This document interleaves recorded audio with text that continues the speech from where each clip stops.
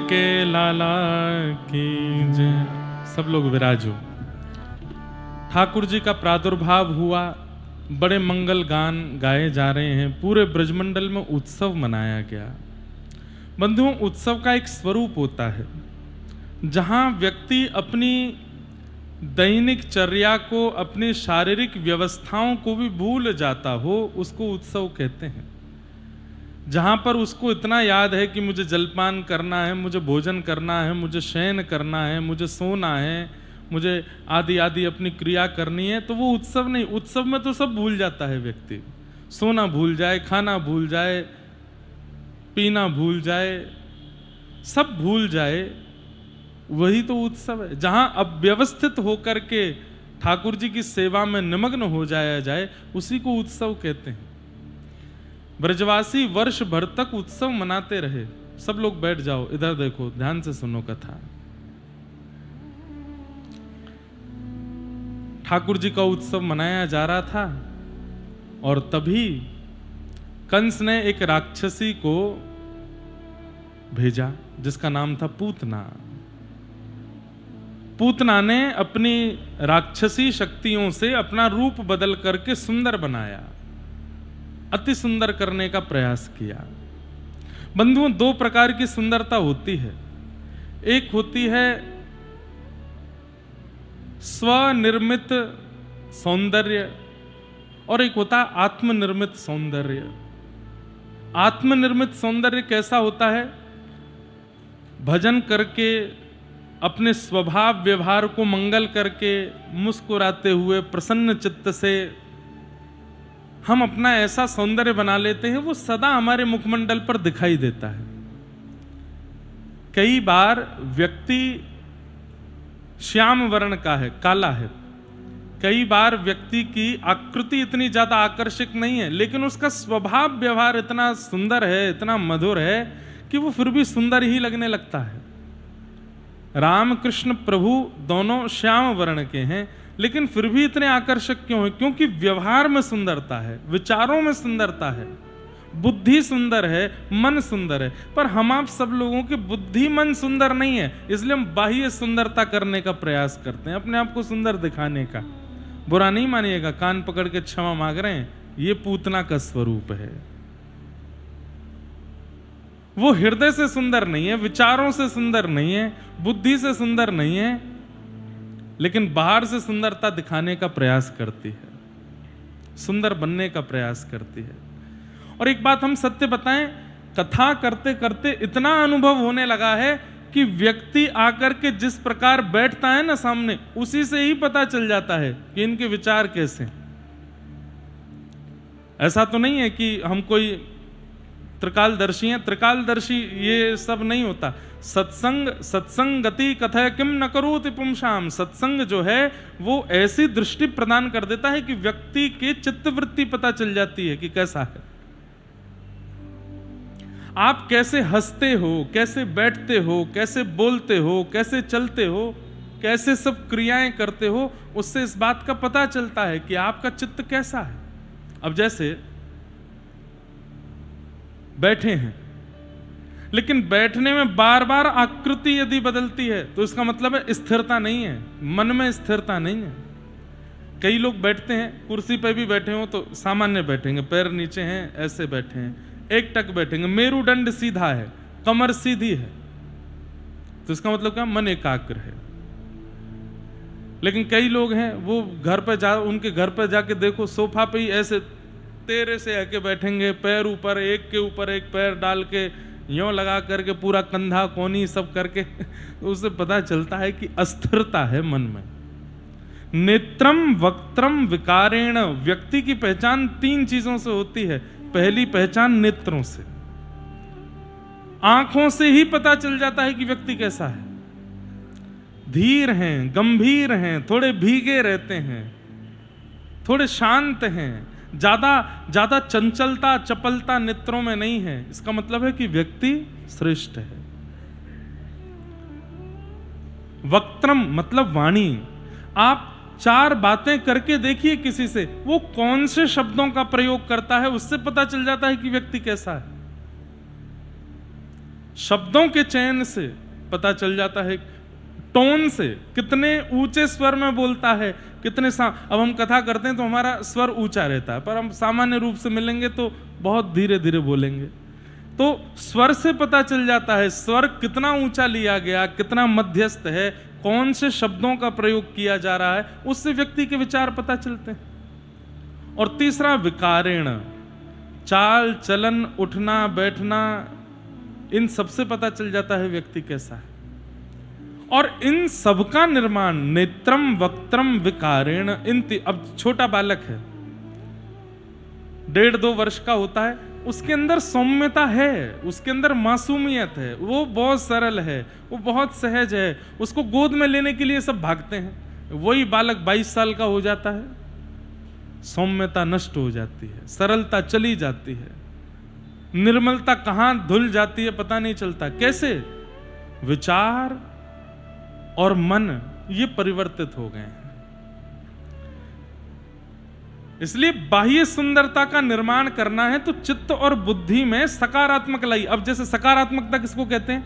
मैं वहां से नीचे उतरा, अचानक से पैर मुड़ गया, मोच आ गई, मोच आने पर मैंने क्या सोचा, आज पता नहीं किस मनुष्य का चेहरा देखा सुबह सुबह, ये है नकारात्मकता। अरे वो तिरछी तिरछी नजर से मुझे देख रहा था, उसी ने कुछ कर दिया है तभी मैं गिर गया, ये नकारात्मकता है। सकारात्मकता क्या है? सकारात्मकता यह है कि अरे भाई पूरे दिन हम भागते दौड़ते रहते हैं तो ठाकुर जी को लगा होगी डटता नहीं है, एक जगह बैठता नहीं है, इसको थोड़ा ऐसा कुछ करो कि एक जगह बैठे, थोड़ा शांत रहे, सोई पैर गिरा करके मोच लगा दी ठाकुर जी ने। ये सकारात्मकता है। अपने जीवन में घटने वाली हर गतिविधि को, हर घटना को ठाकुर जी की कृपा मान करके विचार करने वाला व्यक्ति सकारात्मक है। इसने टोना कर दिया है, उसकी नजर लग गई है, इसने टोटका कर दिया है, उसने मेरे ऊपर कुछ करा दिया है, ऐसे विचार करके जो जीवन जीते हैं वो नकारात्मक ऊर्जा से संपन्न है।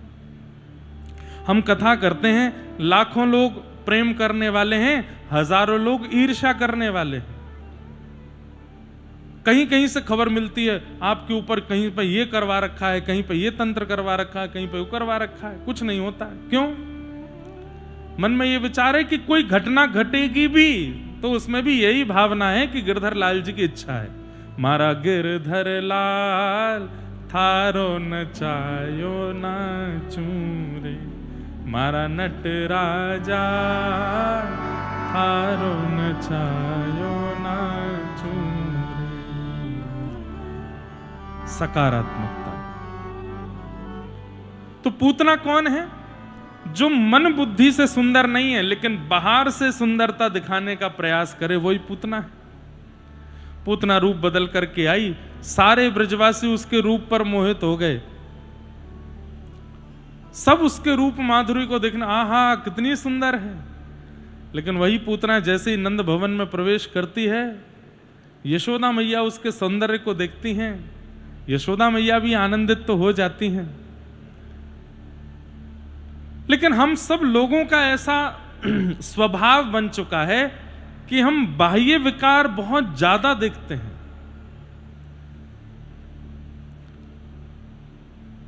आपके द्वार पर कोई व्यक्ति आ जाए, वो भले ही कितना भी बुद्धिमान हो, कितना भी योग्य हो, लेकिन वस्त्र अच्छे नहीं है, बाल कड़े हुए नहीं है, मुखमंडल की आकृति अच्छी नहीं, डोरबेल बजाएगा तो आप उससे बाहर आकर के मिलोगे और बाहर ही काम पूछ करके विदा कर दोगे।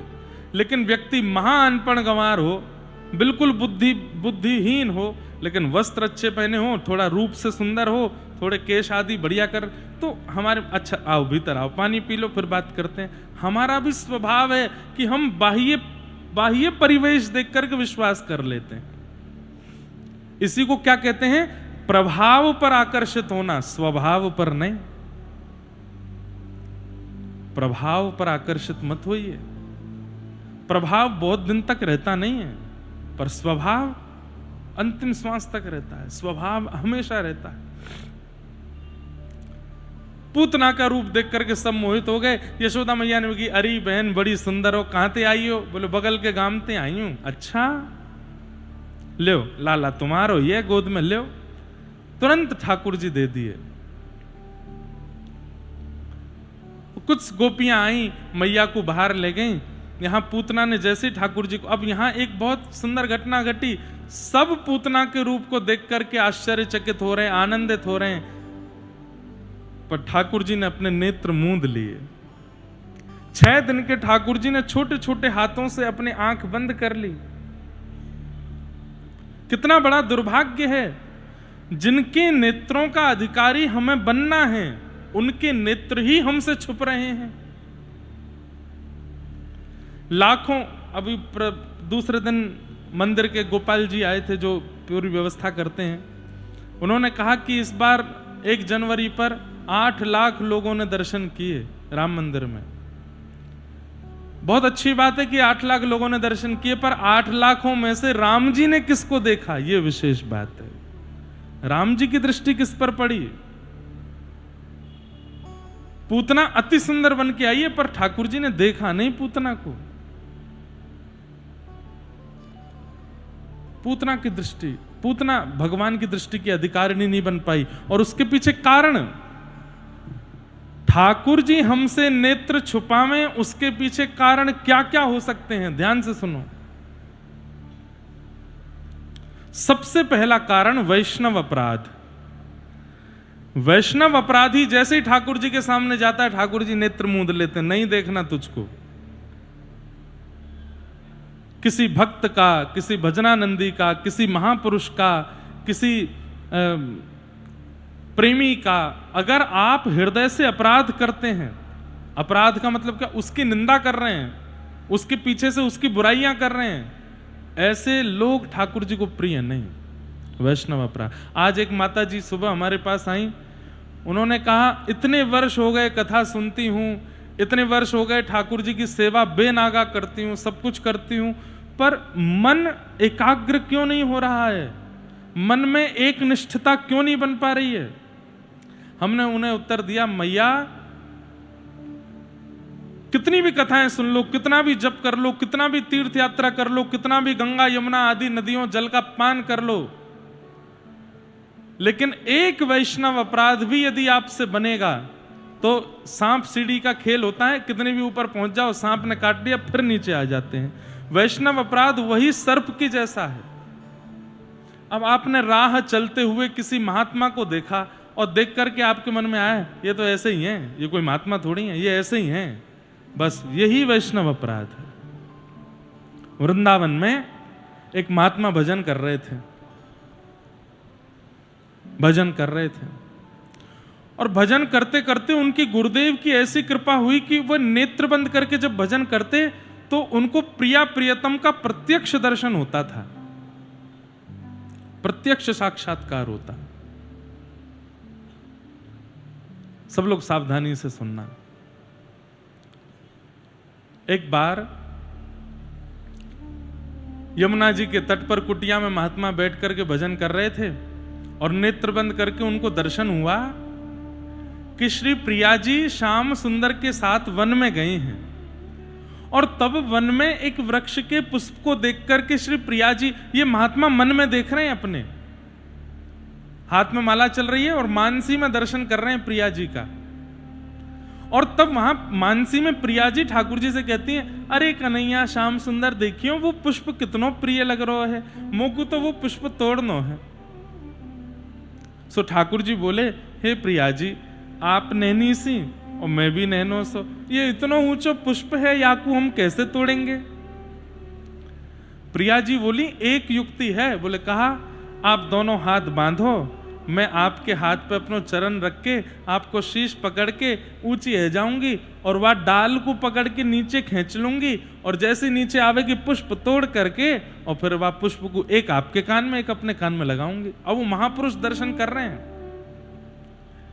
नेत्रों से अविरल अश्रुधार गिर रही है, आहा मेरे प्रिया लाल कितनों सुंदर लीला कर रहे हैं। ठाकुर जी ने हाथ जोड़े, श्री प्रिया जी ने अपनो चरण रखो, ठाकुर जी को शीश पकड़ो, ठाकुर जी ने नेक अचक उठाई, श्री प्रिया जी ने डाल पकड़ी और डाल पकड़ के पुष्प तोड़ने को प्रयास कर रही हैं, लेकिन पुष्प थोड़ी दूरी पर है। तभी प्रिया जी ने दोनों हाथ से डाल पकड़ के नीचे खींची ठाकुर जी के मन में ऊधम आ गयो। और कैसा ऊधम आयो, उनने देखी प्रिया जी ने खूब कस के डाल पकड़ ली है, सोई ठाकुर जी ने नीचे से अपने हाथ उठाए दिए और श्री प्रिया जी वही डाल पे लटक गई। अब नीचे पाम चल मारी, श्याम सुंदर जी कहाँ कर रहे हो? बोले अब आनंद आयो, अब आप यहीं लटकी रहो, मैं तो जा रहा हूं नंद भवन। अब ये लीला देख करके वो महापुरुष इतनी जोर से ताली मार मार के हंसे, अरे श्याम सुंदर कैसी लीला करो। अब यहां वो महापुरुष तो लीला देख करके हंस रहे थे, लेकिन तभी सामने से एक विकलांग ब्रजवासी जा रहा था, उसका एक पैर नहीं था, उसके पास बैसाखी भी नहीं थी, बेचारा जैसे तैसे चल करके जा रहा था। थोड़ी आकृति ऐसी उसकी बन रही थी कि बच्चे बच्चे हंस जाते थे देख करके। यहां महात्मा का हंसना हुआ और तभी विकलांग का निकलना हुआ, तो उस विकलांग ने सोचा ये मेरी चाल पर हंस रहे हैं, ये ताली मार मार करके मेरी चाल पर हंस रहे हैं, अरे महात्मा तेरा भजन नष्ट हो जाए। और ऐसा कहते ही वो प्रिया कुंज तो है, वृक्ष तो है, यमुना जी तो हैं मन में, लेकिन प्रिया प्रियतम दोनों अंतर ध्यान हो गए। खूब ढूंढा लेकिन ठाकुर जी नहीं मिले।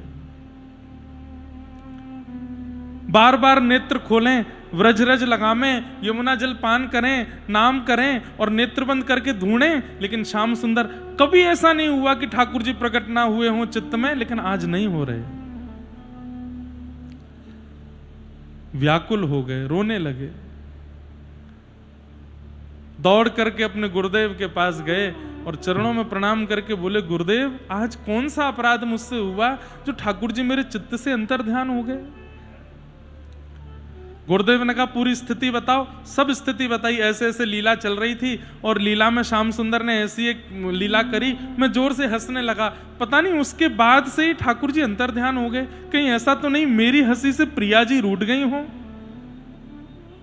ठाकुर जी बोले नहीं, प्रिया जी ठाकुर जी कभी नहीं रूठते, बस एक बार रूठते हैं। कब? जब हमसे किसी वैष्णव का, किसी भक्त का, किसी धामवासी का, किसी ठाकुर जी के प्रेमी का हमसे अपराध बनता, वो तभी रूठते हैं और कभी नहीं रूठते। कई माताएं कहती है महाराज जी सेवा करते करते ठाकुर जी हाथ से फिसल गए, वो नाराज हो गए ना। छोटे छोटे बालक नहीं गिर जाते मैया के हाथ से, छोटे छोटे बालक नहीं रिपट जाते, कभी बिस्तर से गिर जाएं, कभी ऊपर से नीचे जाएं। ऐसे ठाकुर जी भी लाला हैं, कभी कभी आनंद करते हैं, विनोद करके गिर जाते हैं। कई बार कई घरों में ठाकुर जी खंडित भी हो जाते हैं, उसमें भी ये विचार नहीं करना चाहिए कि ठाकुर जी नाराज हैं। ठाकुर जी की नाराजगी का पता करना है, नेत्र बंद करके 10 मिनट चिंतन करो, अगर ठाकुर जी की अनुभूति नहीं हो रही है तो समझो ठाकुर जी नाराज हैं, कोई अपराध किए बैठे हो वैष्णव का। गुरुदेव ने बता दिया, बोले कि आपसे अपराध हुआ है किसी वैष्णव का। जब नेत्र खोला था तो क्या दिखा था? बोले कुछ नहीं, हाँ दूर एक व्यक्ति जा रहा था, थोड़ा अपंग था, विकलांग था।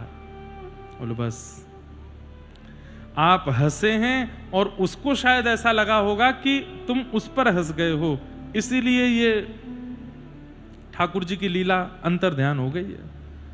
गुरुदेव अब क्या करूं?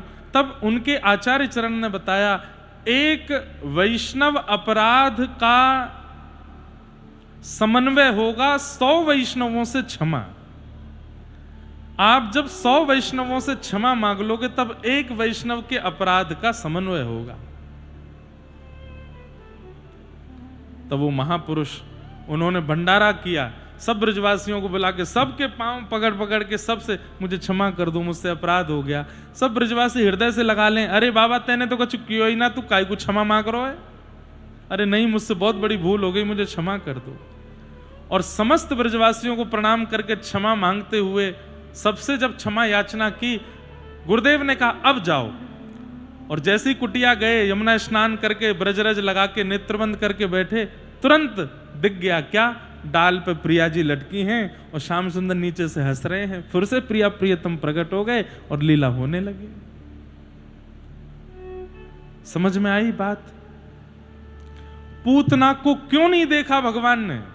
उसमें सबसे पहला कारण ठाकुर जी उसी से दृष्टि छुपाते हैं जो वैष्णव अपराध किया हो।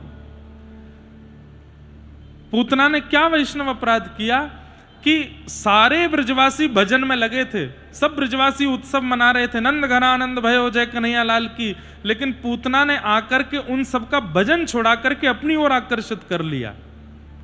वो सब जो कृष्ण के उत्सव में लगे थे, नंद उत्सव में लगे थे, सबका उत्सव छोड़ा करके अपनी ओर आकर्षण करवाया। ये अपराध किया उसने। इसीलिए हम कहते हैं कथा में आओ जाओ बैठो तो ऐसे कि बगल वाले का ध्यान नहीं टूटना चाहिए। अब कोई ध्यान से कथा सुनना है और आपके आगमन से या आपके जाने से उसके संत महापुरुषा में कोई दिक्कत नहीं, लेकिन श्रोताओं की गतिविधि से यदि किसी की कथा में विक्षेप आ रहा है, कहीं ठाकुर जी के लिए आप पूतना मत बन जाना, नहीं तो दृष्टि छुपा लेंगे।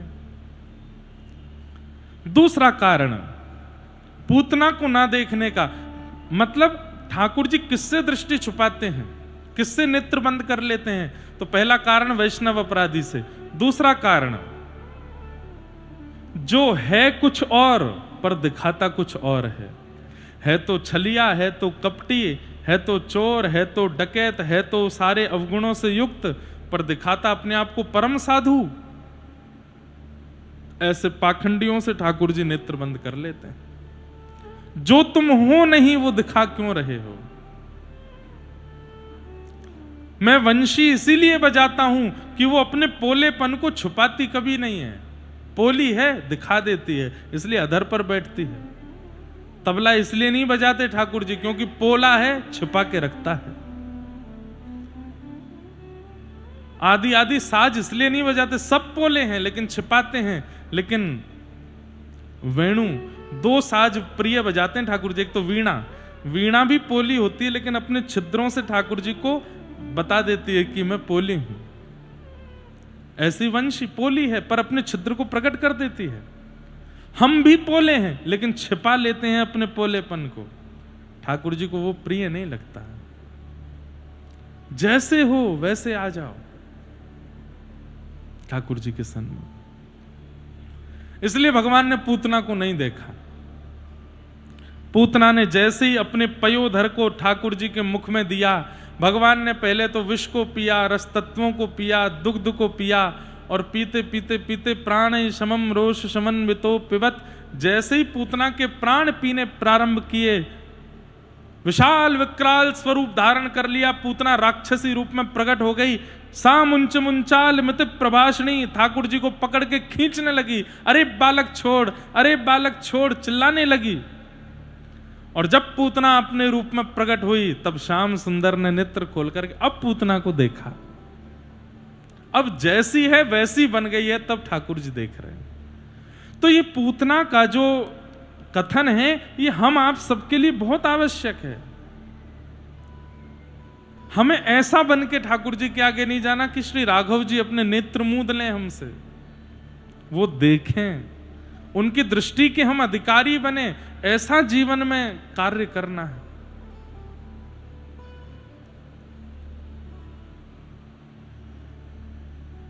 भगवान ने 6 दिन की अवस्था में विशाल विकराल पूतना का वध कर दिया।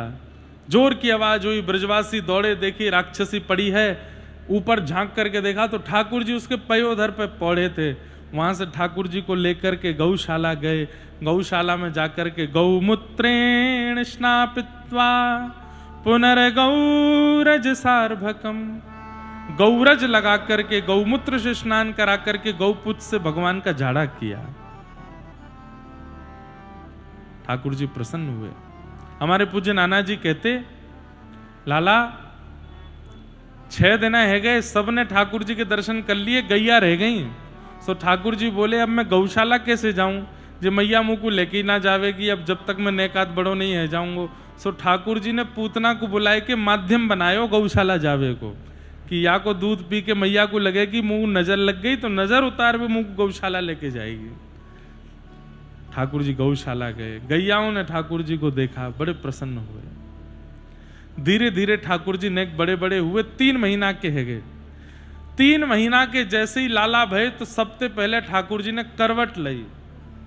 और जैसे ही भगवान ने आज पहली बार करवट ली है ढोल बजन लगे, नगाड़े बजन लगे, सहनाई बजने लगी। महाराज हल्लो है गयो पूरे ब्रजमंडल में। बोले कहाँ भयो? अरे नंद जी के लाला ने करवट ली है। बोले अब कहा करें? बोले आज कोई के घर में चूल्हो नहीं जलेगो, सब नंद भवन चलो, मई भंडारो होएगो। क्यों? लाला ने करवट ली है। यशोदा मैया ने करवट उत्सव मनाया। श्री सांडिल्य मुनि के पास नंद बाबा गए।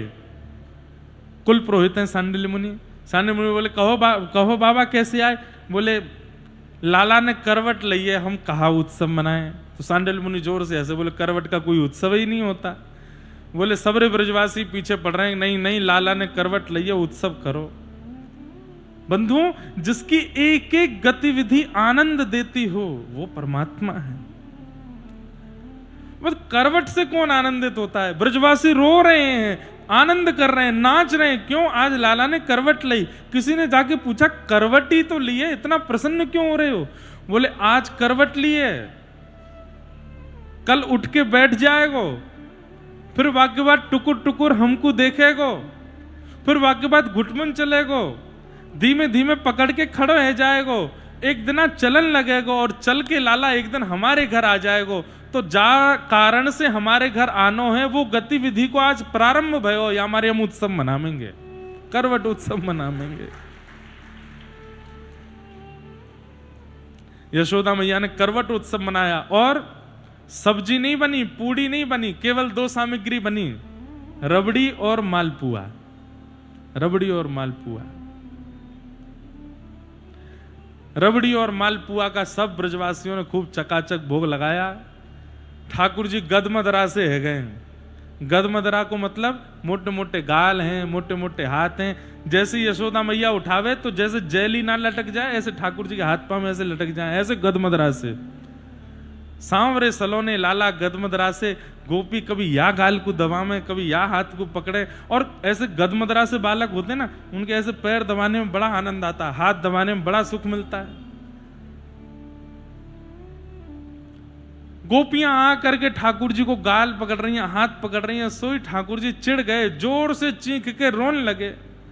यशोदा मैया बोली एरी हटो सबरी गोपी, कहा करो लाला को चिढ़ाए रही हो, मैं लाला को कहीं और सुबह के आऊंगी। सब ब्रजवासियों से छुपा के हृदय से लगा के मैया पीछे गई।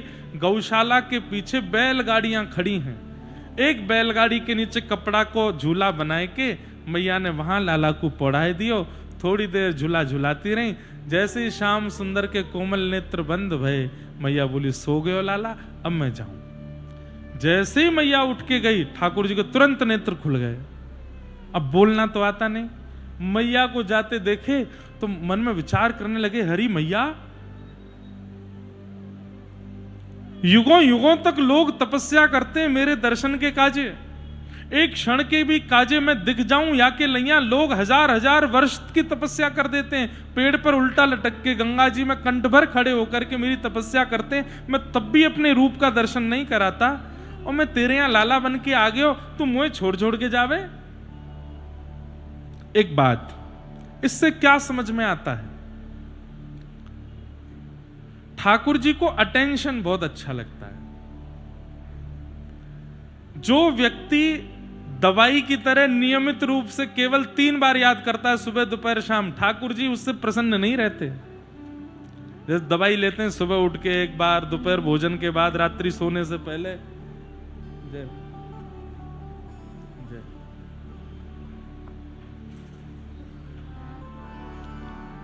बोलो वृंदावन बिहारी लाल की, श्री अवध बिहारी लाल की। बड़ी कृपा है, आज भी संत जनों के सबके दर्शन हो रहे हैं। क्या निवेदन कर रहे थे हम? ठाकुर जी, हाँ, ठाकुर जी अटेंशन सीकर हैं। जैसे कई लोग होते हैं, उनको अटेंशन बहुत प्रिय लगता है, सब मुझे देखें, मुझसे बात करें, मुझसे मिलें। हमारे व्रज के लाला ऐसे ही हैं। राघव जी की तो नहीं पता, पर हमारे व्रज के लाला तो ऐसे ही। और उनको सबसे अच्छा नहीं, पर जो जिसके पास ठाकुर जी पहुंच गए हैं उससे तो ठाकुर जी को यही उम्मीद रहती है कि ये मेरो ही भजन करे, मेरो चिंतन करे, मेरो ही ध्यान धरतो रे। एक क्षण के लिए भी मेरा त्याग ना करे, उसको ठाकुर जी प्रेम करते हैं। यशोदा मैया जैसी उठ करके दूर गई, तभी सक्टासुर नाम का एक दैत्य बैलगाड़ी के ऊपर आके बैठ गया और भगवान पर आक्रमण करने की योजना बना रहा था।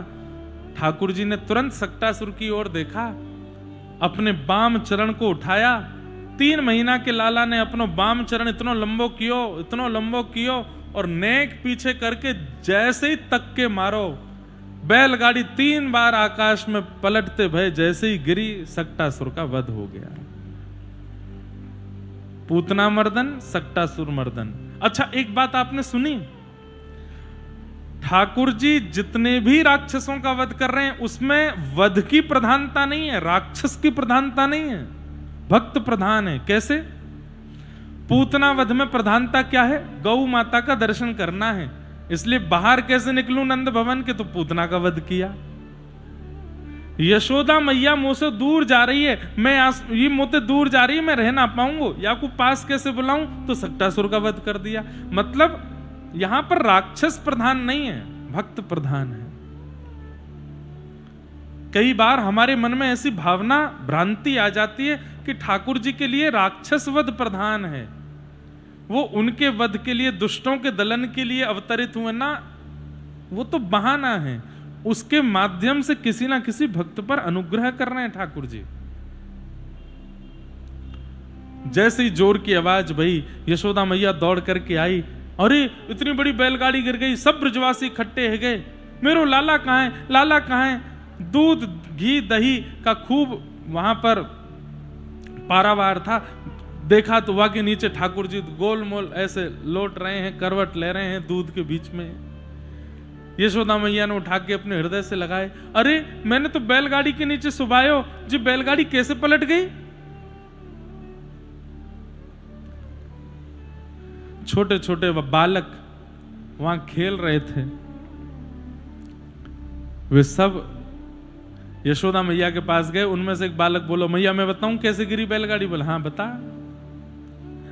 तब एक बालक कहता है, नते श्रद्ध धीरे गोपाल, बाल भाषित मृत्युत,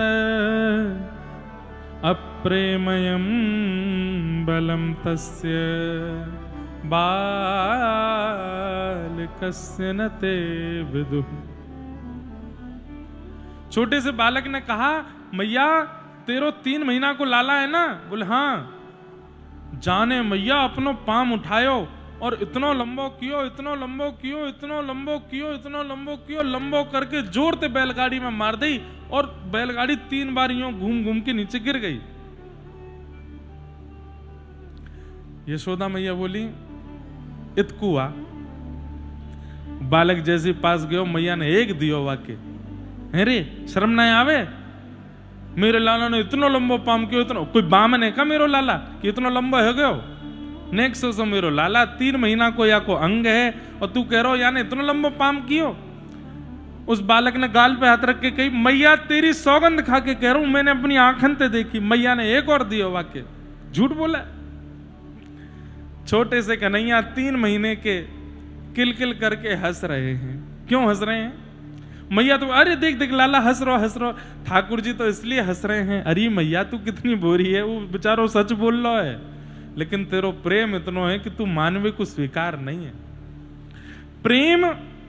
प्रेम की अधिकता जहां बहुत ज्यादा होती है, जिसके प्रति प्रेम बहुत होता है, उसका प्रभाव कभी कभी दिखता नहीं है। और कभी कभी की बात नहीं है, जिसके प्रति अतिशय प्रेम होता है उसका प्रभाव कभी भी नहीं दिखता।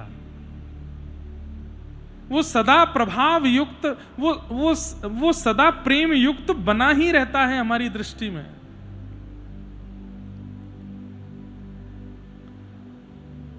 यशोदा मैया ठाकुर जी की लीलाओं का दर्शन कर रही है, पर यशोदा मैया के मन में यह भाव नहीं आ रहा कि यह परमात्मा है। प्रेम बना ही हुआ है।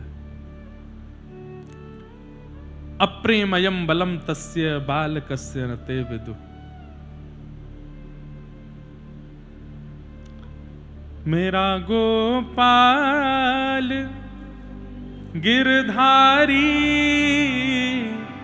जमाने से निराला है। मेरा गोपाल गिरधारी जमाने से निराला। कभी वो रूठ जाता है, कभी वो मुस्कुराता है, कभी वो रूठ जाता है, कभी वो मुस्कुराता है, कभी वो रूठ जाता है। एक बात कहूं, पता नहीं आप लोग इस बात को मानेंगे कि नहीं, पर यह बात बिल्कुल सत्य है। ठाकुर जी का रूठना और मानना, ये कैसे मानोगे आप?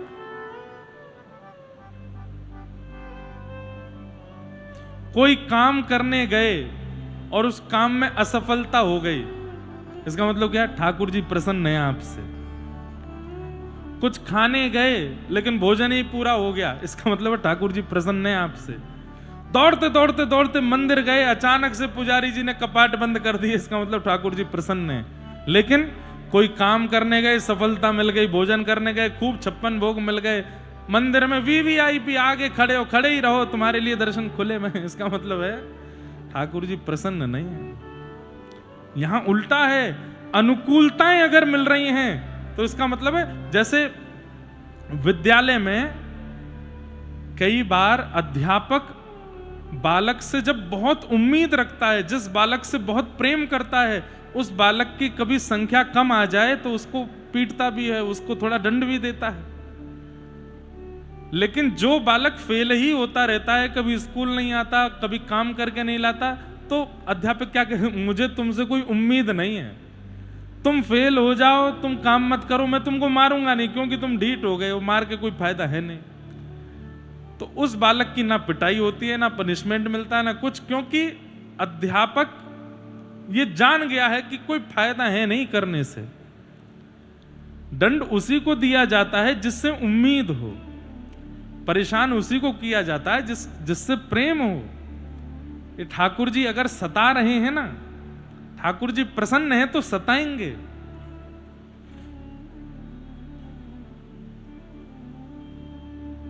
ठाकुर जी प्रसन्न हैं तो सताते हैं, थोड़ा खेलते हैं।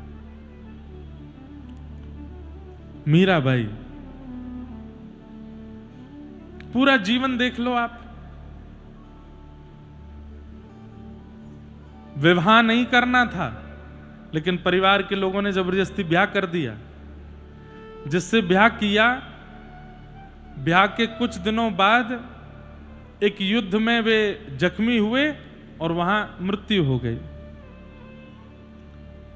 ननद, देवर, सास सब विपरीत हैं, एक भी पक्ष में नहीं थी मीराबाई के। एकमात्र पति पक्ष में था, वो चला। एक ससुर जी भी पक्ष में थे।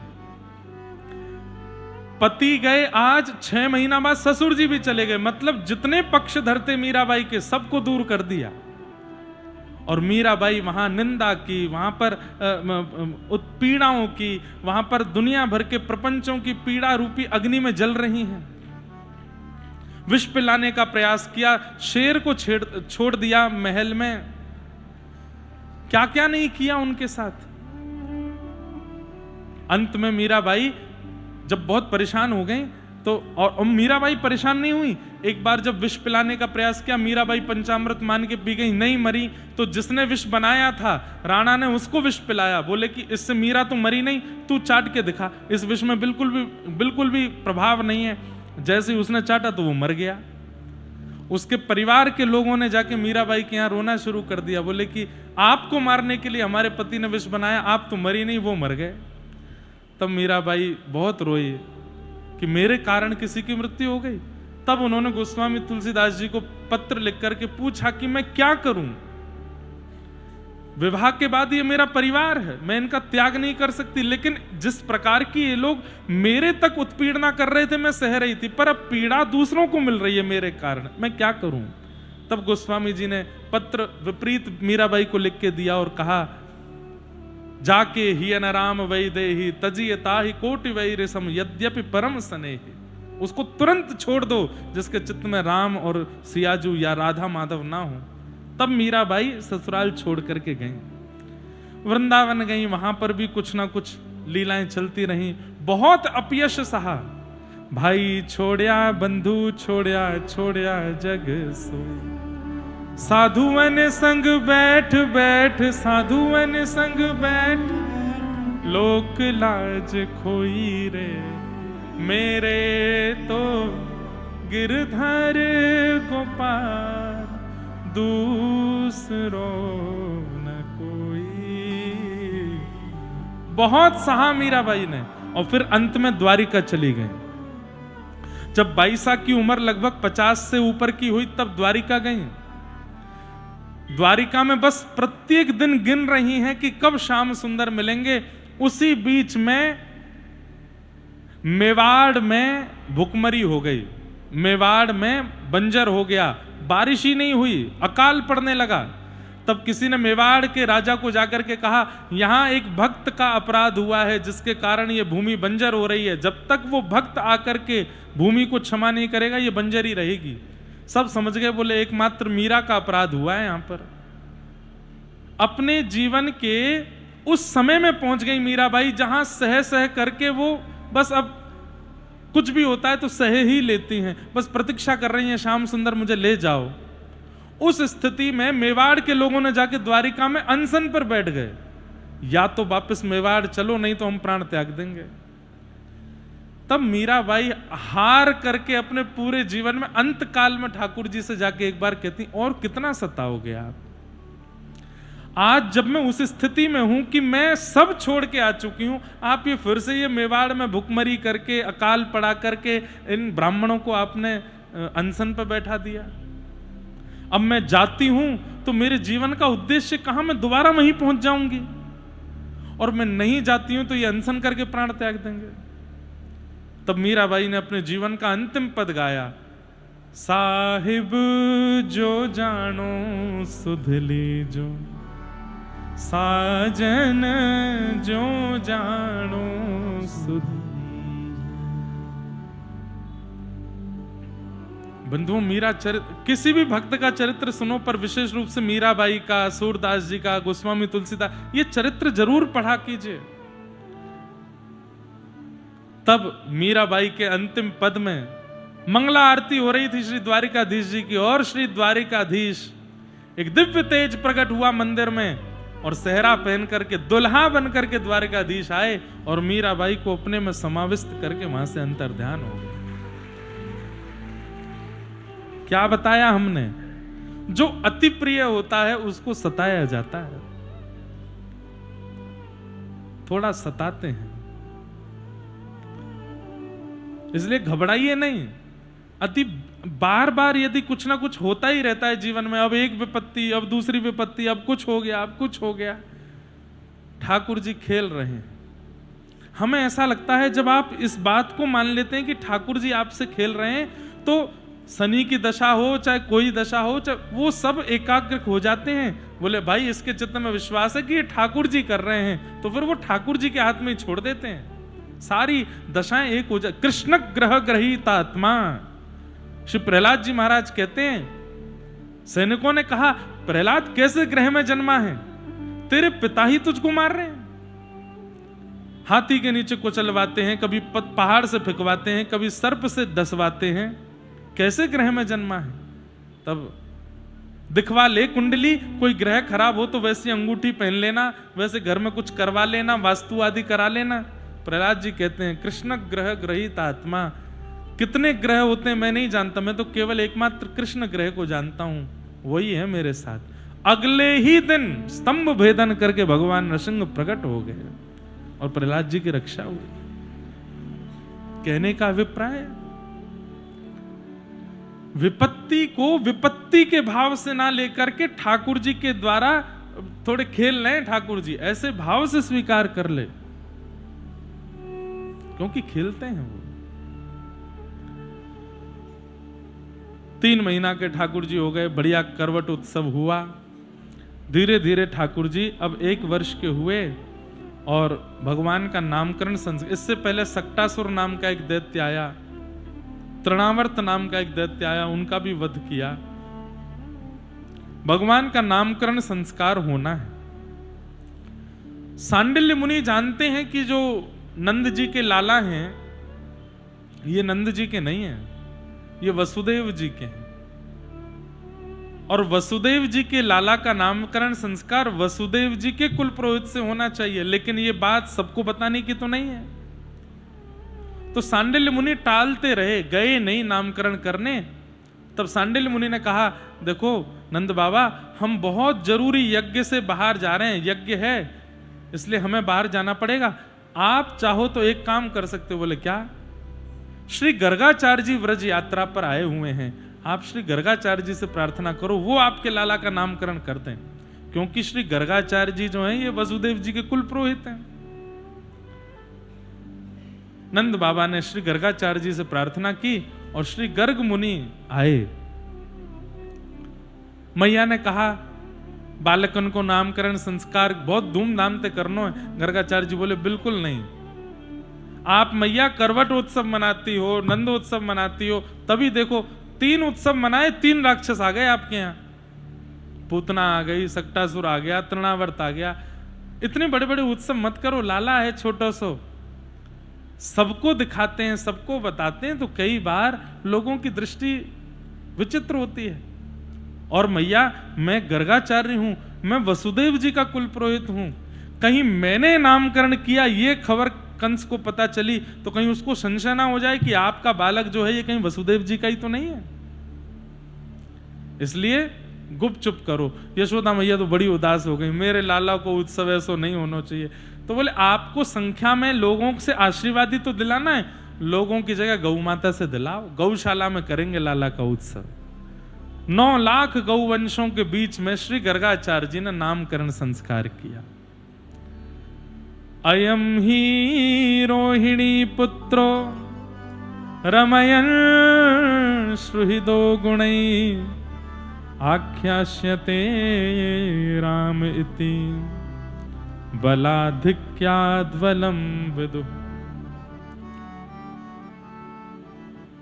ये रोहिणी जी के जो बालक हैं, मैं इनका नाम राम रखता हूं, इनका नाम मैं राम रखता हूं, लेकिन बल की अधिकता के कारण दुनिया इनको बलराम कहकर के पुकारेगी। संकर्षण आदि और भी कई इनके नाम होंगे, इनका नाम बलराम। आहा, जय जयकार होने लगी, बोल बलराम जी महाराज की। बलराम जो सबके, वैसे तो रमन्ते योगिनोस्मिन्, योगियों के हृदय में जो रमण करे, योगियों के हृदय में जो सदा विराजे रहें, सदा विहार करें, उनका नाम राम है। परंतु सबके चित्त में भी जो रमण करें वही राम है, सबके चित्त में सदा विराजे रहें वो राम है। ऐसे नाम उनका बलराम पड़ा। छोटे लाला की ओर देखिए तो आचार्य चरण बताते हैं कि श्री गर्गाचार्य जी समाधिस्थ हो गए। जैसे ही यशोदा जी के लाला की ओर देखा तो श्री गर्गाचार्य जी की आंखें खुली रह गई, मुंह खुला रहेगा, श्वास रुक गई, बिल्कुल शरीर की गतिविधियां मानो जैसे प्राण त्यागने पर शव की स्थिति होती, वैसी स्थिति गर्गाचार्य जी की हो गई। यशोदा मैया नंद बाबा से बोली, बाबा पधार गए क्या? ये क्या हुआ? ये तो ना बोल रहे, ना हिल रहे, ना डुल रहे, कुछ नहीं कर रहे। थोड़ी देर बाद जब गर्गाचार्य जी ने श्वास ली, प्रणाम किया, यशोदा मैया बोली, मैया बाबा कहाँ गए हो आप? इतने अचक से कैसे है गए? अब इसके पीछे 2 कारण हमारे आचार्य बताते हैं। पहला कारण बताते हैं कि जैसे ही गर्गाचार्य जी ने भगवान की ओर देखा, वो देखते ही पहचान गए, अरे ये तो नारायण हैं। जैसे ही ठाकुर जी की ओर देखा, ब्रह्मांड का दर्शन होने लगा, तीनों लोकों के दर्शन होने लगे, वैकुंठ के दर्शन होने लगे। सबको तो दो भुजाधारी गोपाल जी दिख रहे हैं, पर गर्गाचार्य जी को शंख चक्र गदा पद्मधारी श्रीमन नारायण अनुभव होने लगे। तो दर्शन करके देह सुध भूल गए, आश्चर्यचकित हो गए। पर तभी ठाकुर जी ने इशारा किया, मैया को नहीं बताना मैं कौन हूं, क्योंकि प्रभाव पता पड़ने पर प्रेम में स्वार्थ की दुर्गंध आ जाती है। ध्यान से सुनिएगा, प्रभाव का पता लगने पर प्रेम में स्वार्थ आ जाता है। आप किसी के साथ हंस रहे हो, बैठ रहे हो, खेल रहे हो, उछल रहे हो, आनंद कर रहे हो, अचानक से पता चल जाए कि ओहो 700 करोड़ की संपत्ति का मालिक है, तो अब आपकी हर गतिविधि में स्वार्थ आ जाएगा। अच्छा है भैया, तू तो यहां आ जा, सुनो कभी मन हो तो 1-8 करोड़ हमको भी दे देना यार, क्या दिक्कत है। स्वार्थ आ जाता है। जब तक व्यक्ति का प्रभाव नहीं पता है और बिना प्रभाव जाने उससे प्रेम है, वही प्रेम स्वच्छ है। ठाकुर जी गर्गाचार्य जी को ही बताना चाह रहे हैं, मैं ब्रजवासियों का स्वतंत्र स्वच्छ प्रेम स्वीकार करने आया हूं, इनको मत बताना कि मैं परमात्मा हूं, मैं भगवान हूं। इसलिए गर्गाचार्य जी के समाधि लगी। और दूसरा कारण आचार्य चरण कहते हैं कि श्री गर्गाचार्य जी की जीव पर संस्कृत के जितने अक्षर हैं, हिंदी वर्णमाला के जितने अक्षर हैं, जितने वर्ण हैं, वे सब प्रकट हो गए और प्रकट होकर के आपस में लड़ झगड़ रहे हैं। गर्गाचार्य जी से विनती कर रहे हैं, हमको कृपा कीजिए, हमसे नाम रख दीजिए ठाकुर जी का, हम पर कृपा कीजिए। मानो जैसे हिंदी वर्णमाला के सारे शब्द आ गए हों, आ कह रहा हो मुझ पर कृपा करके मुझसे नाम रख दो ठाकुर जी का, चा कह रहा हो मुझसे नाम रख दो, पा कह रहा हो मुझसे नाम रख दो। तो गर्गाचार्य जी की जीव निर्णय नहीं ले पा रही है, बुद्धि निर्णय नहीं ले पा रही है कि मैं नाम क्या रखूं। क्यों?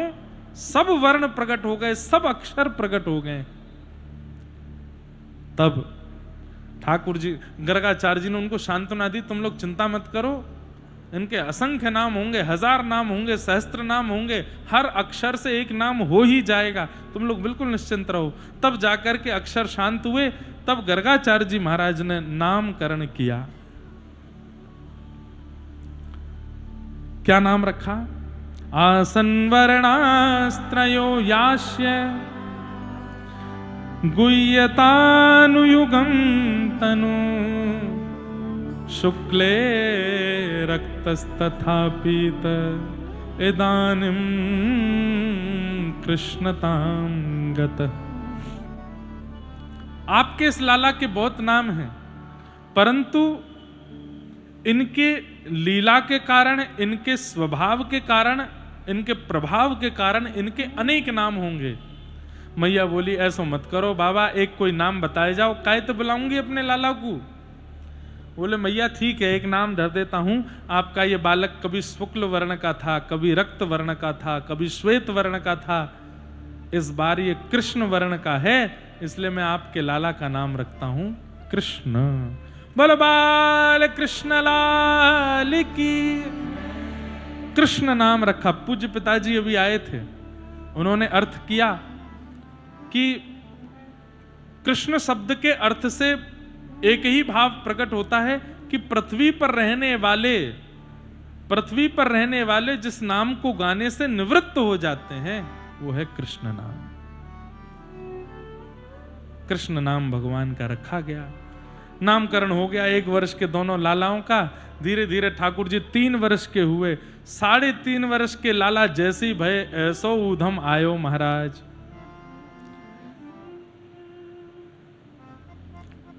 लीला कर रहे हैं ठाकुर जी।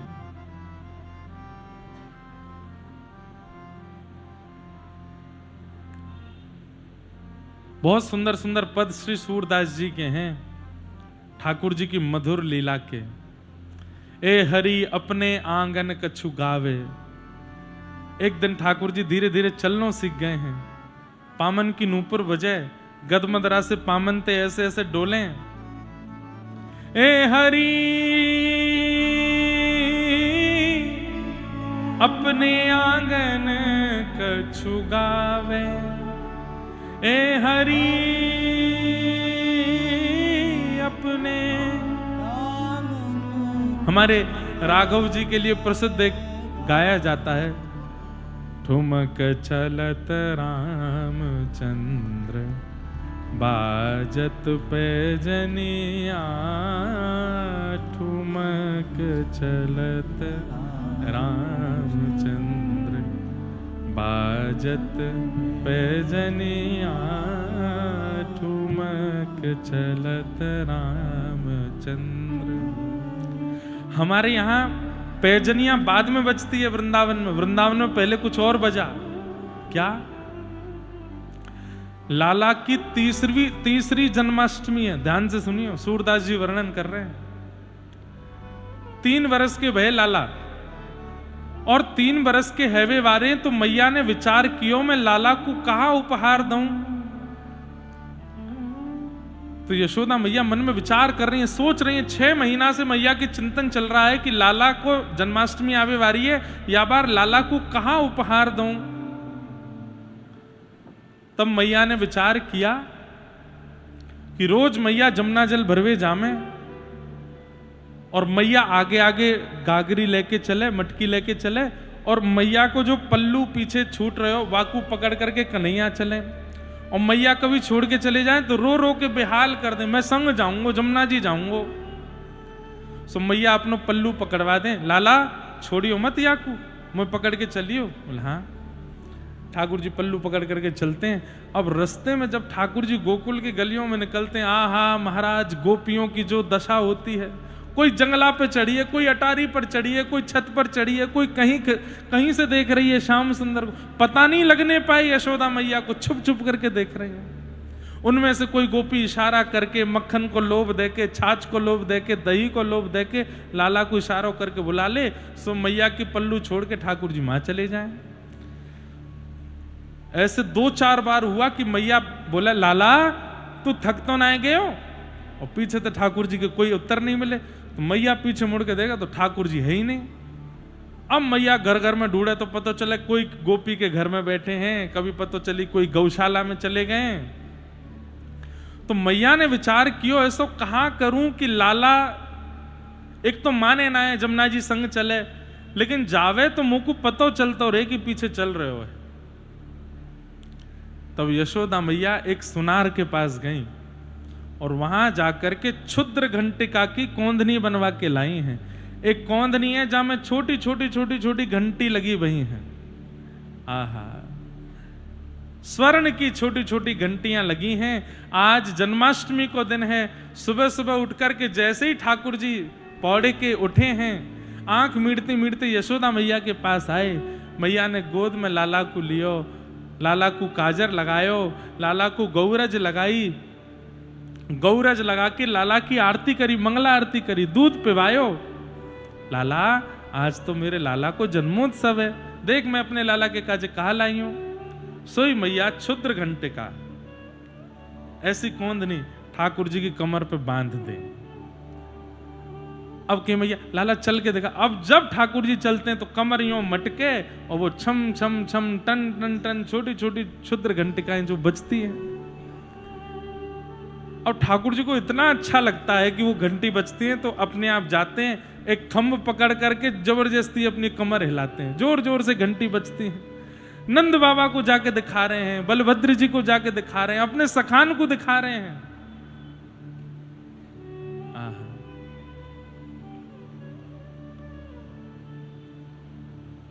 धीमे धीमे बोलना शुरू किया। अब बड़ी लीलाएं हैं, ब्रज लीला तो कितनी सुनाऊं मैं आपको। एक महापुरुष बताते हैं कि ठाकुर जी के 2 दांत निकल आए। अब जैसे ही दांत निकले तो ठाकुर जी बोले, मैया कैसे बताऊं कि मेरे दांत निकल आए। सो बगल में बलभद्र जी बैठे हैं, दाऊ दादा ठाकुर जी दोनों खेल रहे हैं। सो ठाकुर जी को सुरसुराहट हो रही है दांत में। अब मैया कैसे बताऊं कि मेरे दांत आ गए। सो दाऊ दादा को हाथ पकड़ो और पकड़ करके मुंह के पास ले जाके जोर से काट गए। और जैसे ही दांत गाड़े, अब दाऊ दादा तो कछु उन्हें पता है कि लाला तो ऐसे ही करे, दांत तो है ना है, मसूड़ेन ते ऐसे करते रहे, लगे तो है ना। लेकिन आज दाऊ दादा को हाथ जैसी गयो, 2 दांत गड़े। अब तो दाऊ दादा के मोटे मोटे नेत्र चिल्ला में, अरे मैया देख मोकू लाला काट गयो, अरे मैया देख लाला मोकू काट गयो। यशोदा